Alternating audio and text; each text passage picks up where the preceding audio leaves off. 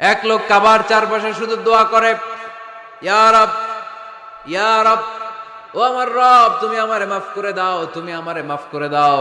এই সাহাবীর কান্নাকাটি দেখে, এই লোকের কান্নাকাটি দেখে অন্য সাহাবারা বলল, আজকের সব সওয়াব এই লোকে নিয়ে যাবে, সব সওয়াব তো আজকে উনার। এর দোয়া কবুল। আল্লাহর হাবিব বললেন, ওয়া মাতআমুহু হারাম, ও যা খায় হারাম খায়, ওয়া মাশরাবুহু হারাম, যা পান করে হারাম, মালবাসুহু হারাম, তার ড্রেস আপ এটা হারাম টাকা থেকে আসে। ফা আন্না ইউস্তাজাবু লাহু, কেমন করে আল্লাহ ওর দোয়া কবুল করবে? আল্লাহ ঠেকা পড়ছে নাকি? ইন্নাল্লাহা তাইয়্যিব লা ইয়াকবালু ইল্লা তাইয়্যিবা, আল্লাহ নিজে পবিত্র, আল্লাহ পবিত্র ছাড়া কোনো অপবিত্র জিনিস গ্রহণ করেন না।